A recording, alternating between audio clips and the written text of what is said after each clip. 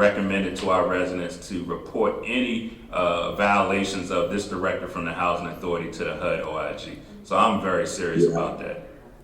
I spoke to you about that, and thank you for addressing that. And Mr. Chairman, finally, I want to know from a health district standpoint and me from an UNC standpoint, are we offering or have we extended an invitation to residents to be able to be tested for free that they would like to be? Because when we talk about these dense communities that our residents live in, and the majority of them are people of color, are we providing a service for them?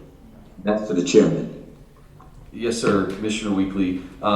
So all of we have multiple facets to the testing equation, and the one that the health district, the role that the health district plays in terms of public health is the Southern Nevada Public Health Lab. Any testing that's done via the health district is absolutely free of charge. No requests for insurance, anything of that nature. And the capacity of the health district to test has gone from 400 per day up to about 900 to 1,000 per day, and all of that is allocated to the groups that you talked about, those that are most vulnerable, that are most prone to either having limited access to health care or disproportionately affected by COVID. Just recently, over the last 3 weeks, the health district has put out strike teams for strategic testing in neighborhoods of color, those that are disproportionately represented, over at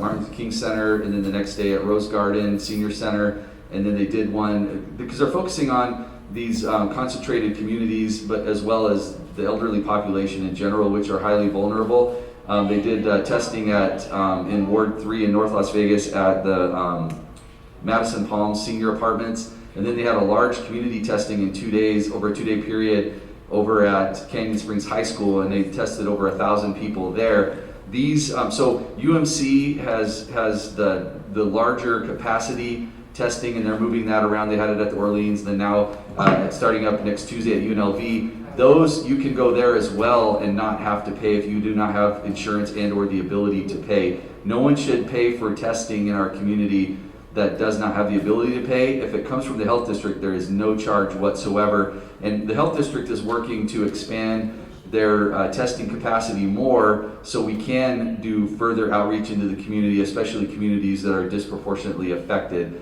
And the key to the testing model is also the robust contact tracing component. And that's another thing. I mean, right now, we have about 1,025 still positive active cases within our community. That's a large number, and it's very labor intensive to reach out to these folks to find out where they've been, how long they've had symptoms, who they've been in contact with, where do they work, and all those things. And the health district is very, very diligent at not only testing strategically in areas where the most need is, but also doing very significant contact tracing to mitigate the spread within those communities as well as the community at large.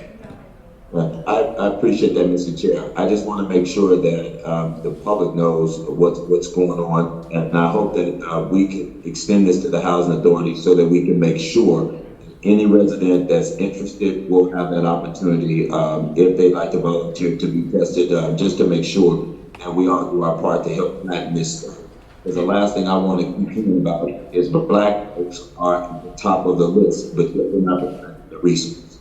No, absolutely. And you know what, you bring up a great point that I don't believe has been presented, but I will take it back to the health district and do some of our health district public health outreach strike teams to set up arrangements at some of our public housing properties. We did it at Madison Palms, which is, Madison Palms is a senior, it's a tax credit property. We did it at Rose Garden, which is also a RAD property, but to expand it more comprehensively across the valley and in, on this, the west side of town at some of our public housing sites, and even create maybe a special strike team where we enable folks to be tested that are from a Housing Choice Voucher Section 8 as well. So that's a proposal that I'll take back to the health district because that makes a tremendous amount of sense.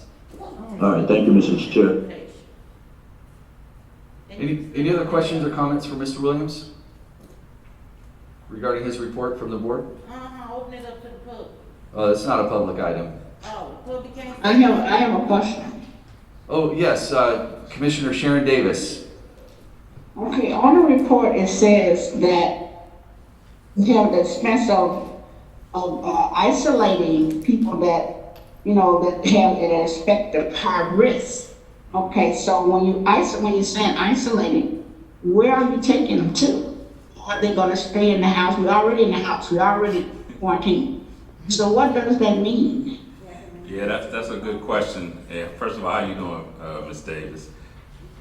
Well, I'm all right. Yeah, so we're talking about isolation is actually from the HUD regulation. That's the word they use. But what we're here talking about is making sure that folks don't congregate in our common areas of our senior citizen elderly designated properties. That would be like James Down and Sartini Plaza, or even maybe where you are, Espinosa Terrace. In the community center, but what we don't want to happen until we get to phase 2, but for those folks who we would consider high risk, which are those in our elderly designated sites, until maybe we get to phase 3, we just want to protect you to make sure that you're not congregating together. And sometimes we have to use security to kind of nudge that. So the isolation meaning just we won't go to the center. Yes, ma'am. Okay, another thing I wanted to ask, in giving the testing, what about the people that don't have a car to drive to get to it? A lot of seniors and stuff, like even people with children and stuff, don't have the transportation to get to someplace to get tested. So is the testing just done, when you think a hot spot might be? So a couple of Or weeks will it ago. go? No, go ahead. I just want to know, I'm thinking about where I am, okay? Right. I haven't gotten a notice or anything saying, okay, testing will be done with the fire department or whatever. So how is that done? So the outreach of testing, I believe, would fall more on the Southern Nevada Health District. However, I think answering this question will also address the latter part of Commissioner Weekly's concerns and questions to the chair.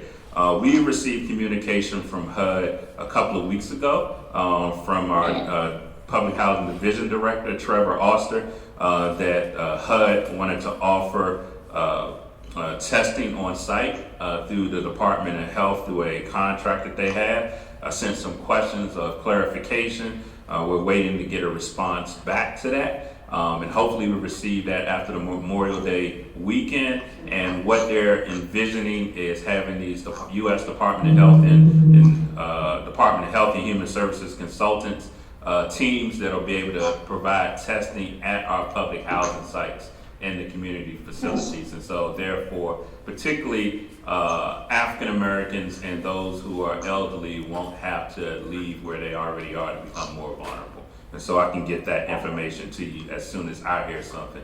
But HUD is pretty slow, so we will see. Okay. Well, I appreciate that. Yeah, sure. Okay. Any other questions from the commissioners for Mr. Williams regarding his report? All right, well, thank you so much for that report, Mr. Williams. We'll go on to item number 14, identify emerging issues to be addressed by the board and executive director at future meetings. Receive updates on the activities of the executive director and direct executive director accordingly.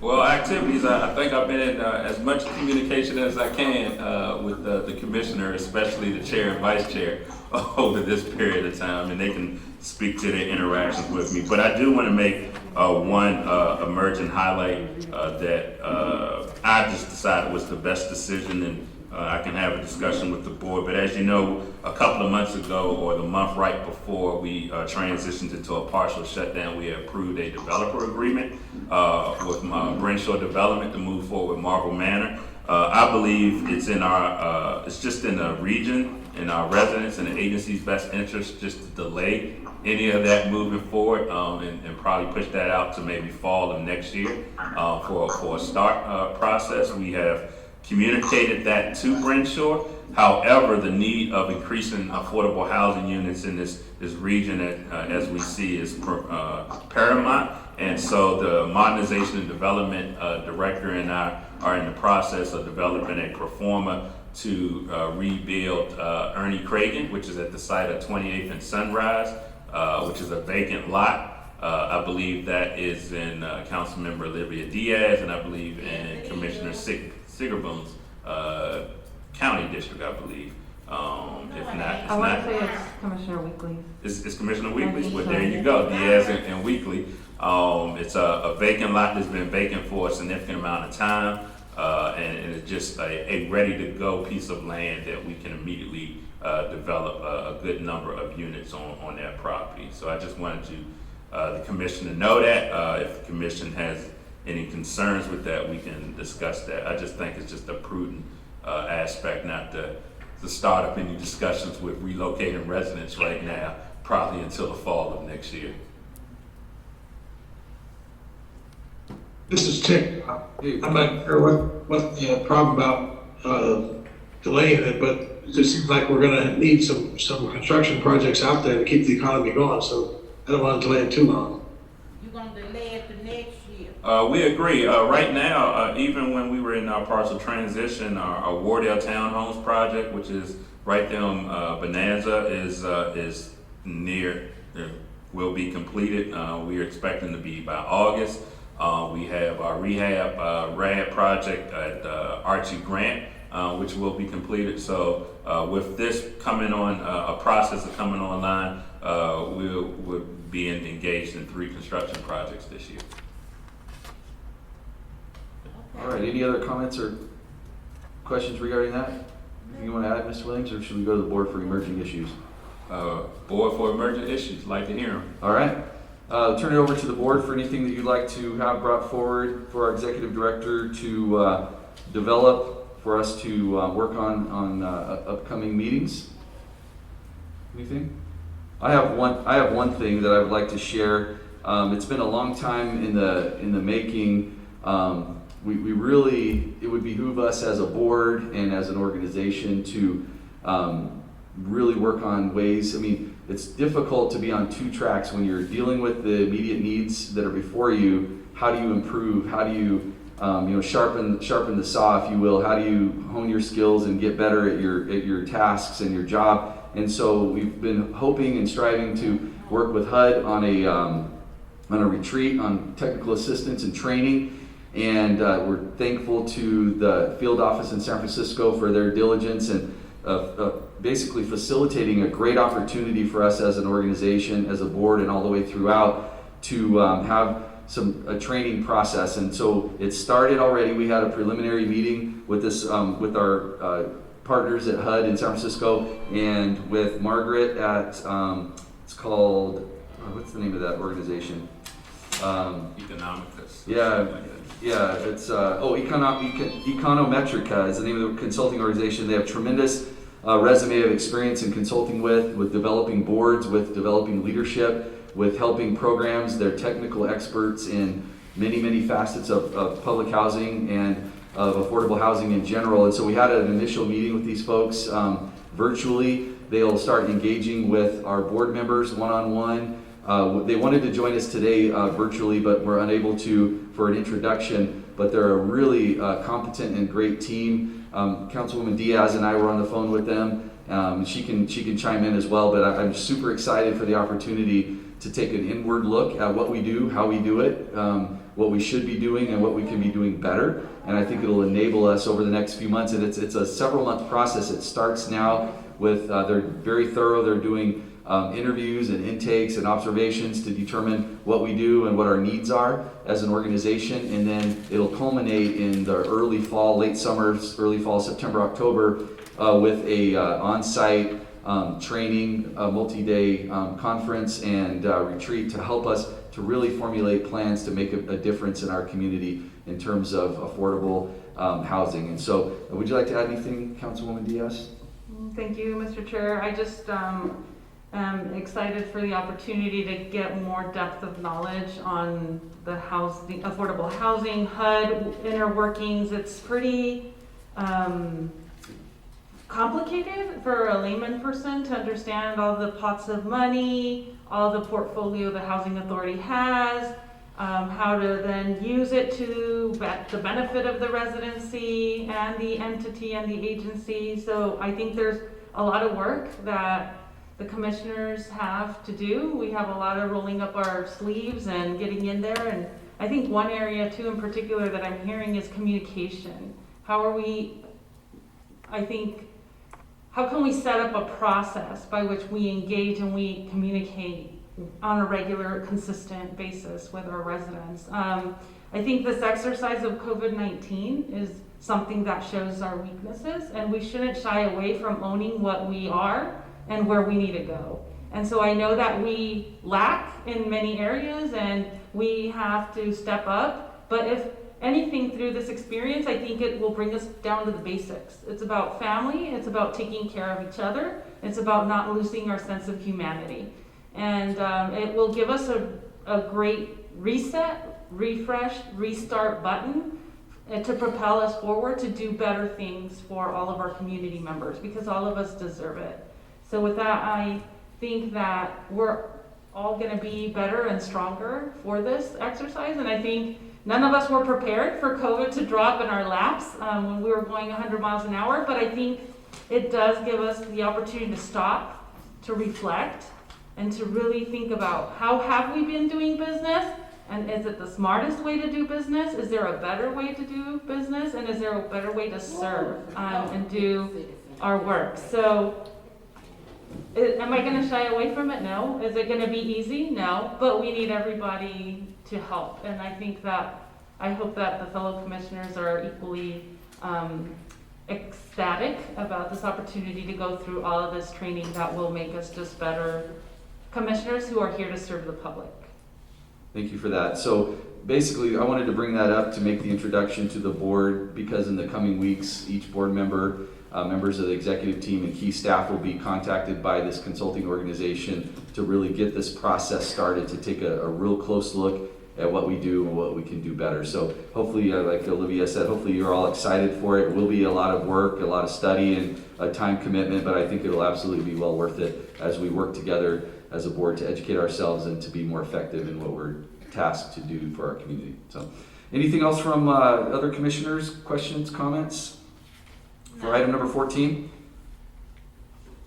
Hearing none, we'll go to the last item, which is citizen participation. Items raised under this portion of the agenda cannot be deliberated or acted upon by the Board of Commissioners until the notice provisions of the open meeting law have been complied with. If you wish to speak on matters listed, not listed on the agenda, please step to the podium, clearly state your name and address for the record. If any member of the board wishes to extend the length of the presentation, it can be done so. All comments by the speaker should be relevant to the Board of Commissioners of the Southern Nevada Regional Housing Authority.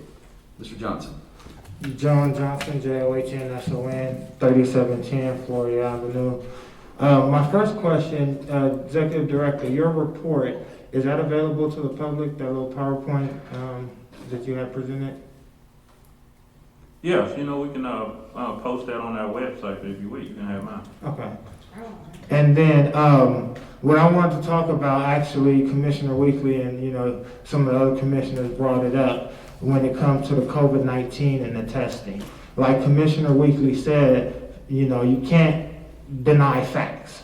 And the fact of the matter is COVID-19 affects African Americans and minorities and people of low income more than it affects others. The reason why: access to health care, the diet, there's a vast array of things. But the issue that I wanted to come talk about, that you guys already brought it up, was the support for the public housing residents. Because especially on the historic west side, that's predominantly African American and Hispanic minorities that live in there. What have we done to help them? The masks, the PPEs, they can't afford it. What are we doing to help them? I personally got tested, because all you have to do is to go to UMC's website, sign up, and they call you back, set up an appointment, you go and you get tested. I have a card. Not everybody have a card, like one of the commissioners said. So just like, Scott Black said, I've seen on the news, Pam in North Las Vegas, they did the setup at the high school. I've seen, I follow it. So once again, why don't we have that on the west side and the other public housing, developments where the health department can come in and test those residents? Or I believe we still have a bus. Can we use the bus? Can we go in there and set them up for an appointment and use our bus, the housing bus that they have to transport the residents to the testing? But at the end of the day, if you care about these people, then once again, shouldn't you want to trace and track?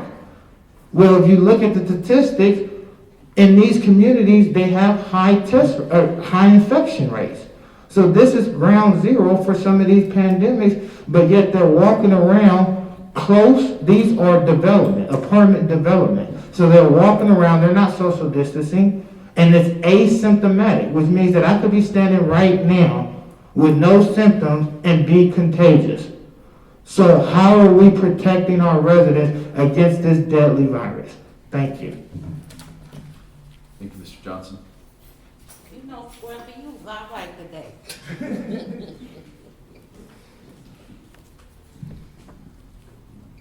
Beatrice Turner.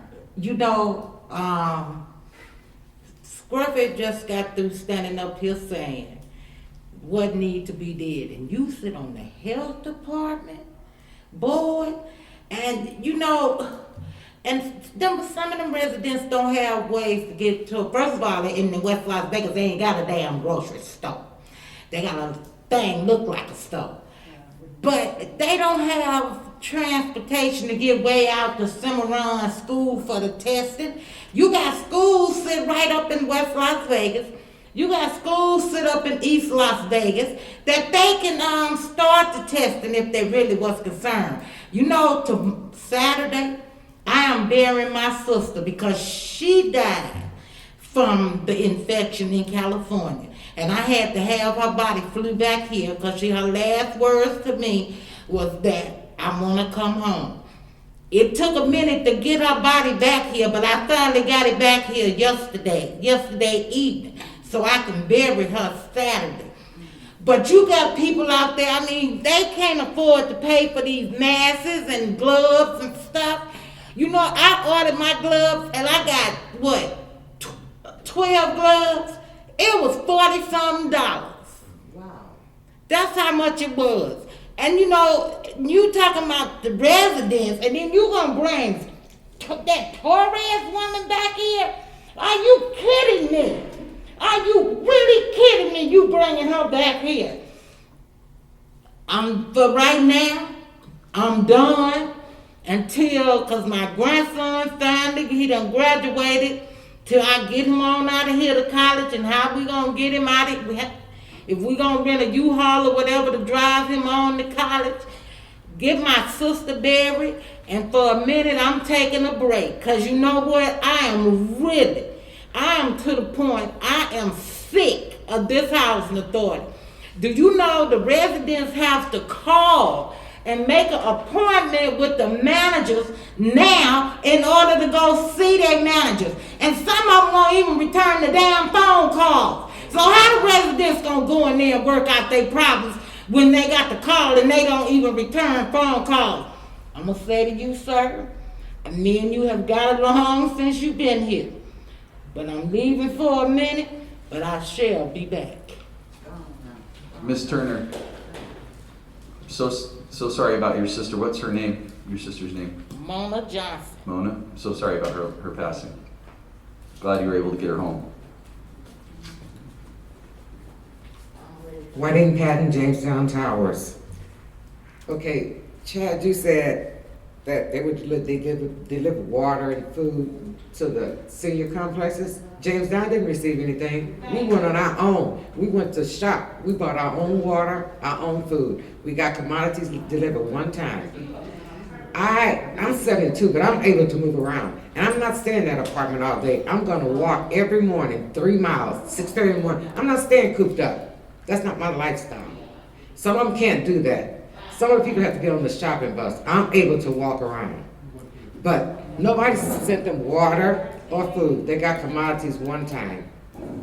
And a lot of them too afraid to come out. A lot of them too afraid to come and speak up. But I'm going to speak up. But that was a lie. They didn't get any water delivered or food. I will apologize if that didn't occur. We'll check into it, but you Yeah. should have got commodities twice a week, twice a month as normal. Once. Yes, Annette Walker, Sartini Plaza and Annex. I just want to make a proposal. As this agenda was today, it had a lot of increases and also funds. Yes, you're talking about people who, it's about prevention. And to buy gloves, masks, and disinfectants, to be online, having communications, having transportation challenges, increases in utilities because you're staying home more, vitamins to boost your immune. These are extra expenses that people are not having an opportunity to be able to afford. And I would like to make the proposal that all of this extra federal funds be utilized to pay for the people's rent. Again, I think that this is a reasonable request because again, the organization has an opportunity to get, this is unprecedented funds that are coming down from the federal government, and they are only for businesses, that businesses qualify for these funds. And if you're dealing with the most vulnerable population, and I can never stress enough again, I live at a senior building, and it is heart-wrenching to see people who cannot even speak English. They are quarantined up in a house. They do not have access to no family, no communication, no staff, no instructions. No, everything is no. So now, again, this is unacceptable.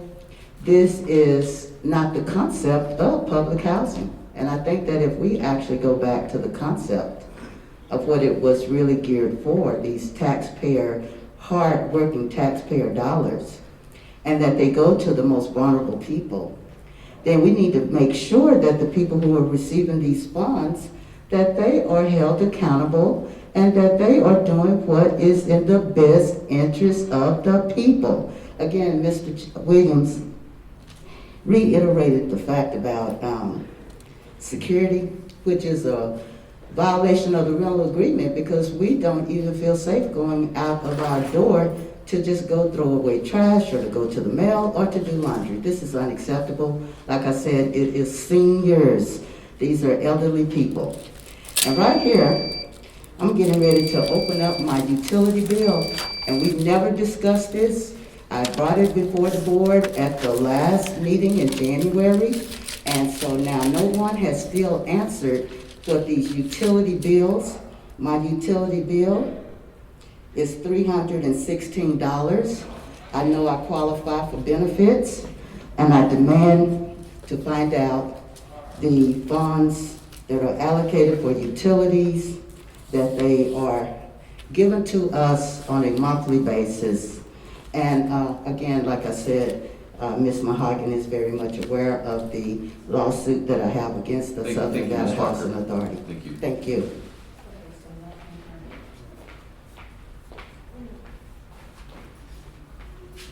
Okay, so Phyllis Carpenter. I'm going to speak for my friend Terry. She has COPD, so she has a hard time talking. Terry is one of the residents from Beaver Estates that was promised a year after being there she would get a Section 8 voucher. It's been 3 years, I think, 2017. She just got her voucher in February, went to the orientation. Top of this voucher says it expires 4/6/18. And we went yesterday. She had to go file for an extension because she's already found a landlord that's willing to take her, but she had to go file for an extension. We went to file for the extension, and they had a list on the back of it. They had like 5 openings for landlords. They wanted her to fill out each one of them from a sheet of landlords when she already had a landlord that's willing to accept her. But and why that, they said they wouldn't accept it unless it was completely filled out, which is kind of asinine to me because the lady already said she would accept her. But she turned it in. But my whole thing is, this says it expires 4/6/18. I don't understand that. And it just seems like you're setting her up for failure, like you're not gonna give her a voucher. And it's not, I don't know. It's not right. What else do I need to say, Terry? It's not fair, that's for sure. Yeah. And over at Bigger Estates, all the grass is dead. They don't water, they don't turn on the water. They don't take care of any of the landscape. There's weeds take a trip over there, just take a trip over there. All that beautiful hybrid grass that was supposed to stay green year round, it's dirt.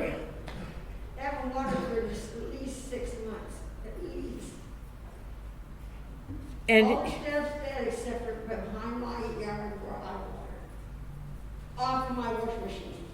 because they put locks on all of the spigots. Either they completely capped them off, or they got a lock to where they can't even use the spigots. Now, why would HUD put a spigot there if they're not allowed to use them? And also, they charge dog rent. That's a low income. She doesn't pay any rent, but yet she's got to pay dog rent. My dog has no job. Is that it? It's about all, yeah. He Okay. still needs to check the year state. I've been there since 1996. They need to check them people. Yeah. Seriously. Okay, and then now can I start with my issue? Okay, you said something about the FSS program. You don't roll your eyes. The FSS program. I went to the FSS, I started the FSS program when I started working at Beager. My goals was to be full-time employed and to clean up my credit. I got my credit halfway clean, but when I stopped working at Beager, I started doing therapy for my back. I've done 1.5 years of therapy. It ain't getting no better. Right before the COVID-19 thing, I was in training to go be a crossing guard. But now there's no school, so it does me no good. Okay, in January, I had to go take one of their classes. Now it's mandatory that you do 1 class a month. So they put me in this employment class. And as we're sitting there, John's wife, I remember her getting up a few months ago, saying that she was an FSS participant, and that because she was on disability, she didn't get the money in the escrow account.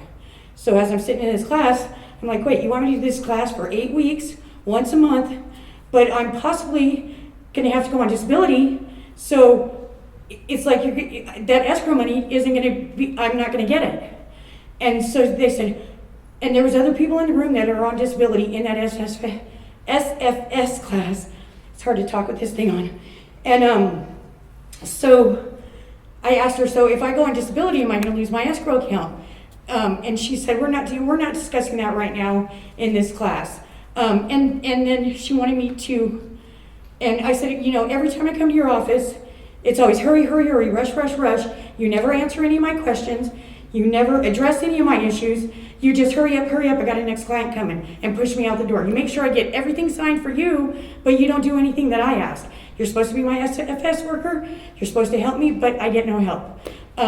So yeah. And then the security issue is, it's been better now that I've said something, but it was horrible. They didn't even know people was living on the roof or under the stairwells until I told them. And that tells me they wasn't even doing their job. They wasn't even walking the property. And that was after I called the one night and I said, okay, so what are the hours he's here, whatever. And he said, well, that's a big property. I told him I've never seen him walk by my apartment. And he said, well, that's a big property. Well, then get 2 guards. So I took it upon myself the next night to go and walk the entire property, all the stairwells. It took me 1 hour and 15 minutes. But when I was doing so, I figured out there's people living on the roof. I figured out there's people underneath the stairwells. And I came out the one stairwell by the office and the kitchen, and my fob wouldn't work. The security guard was standing right in the lobby, seen me. I knocked at the window, like, hey, can you let me in? And he walked right out the front door. And I figured, hey, maybe he had somebody out there, something he needed to address, whatever the case may be. But so I waited, 10, 15 minutes.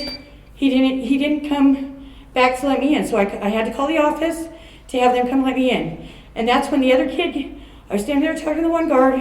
Your time's up, Ms. Carpenter. But your point about the security, you brought it to the attention, there was improvement. Right, there is improvement, But but- communication is important, you know, but thank you so much for bringing it to the attention and doing that experiment of walking the grounds. Thank you. So what about this expired voucher? Terry? Yeah, Mr. Chairman, just for the record real quick. Yes, sir, Mr. Williams. The caseworker probably more than likely erred on the date, but all vouchers that were due to expire during the period that we were partially closed are automatically extended for 60 days. So she doesn't have to worry about her voucher expiring. We discussed in sometime the property management issue with Beager Estate, which is being managed by a third party. Unfortunately, I can't get into how we're dealing with that, and we'll deal with that. And both affordable and public housing directors have spoken to some of the lack of satisfaction that we have with our current security company again. So Thank you, Mr. Williams. Thank you, Ms. Carpenter. Okay, thanks, Terry. Any others for public comment? Seeing none, we'll close public comment, and this meeting is adjourned. Thank you for joining us today.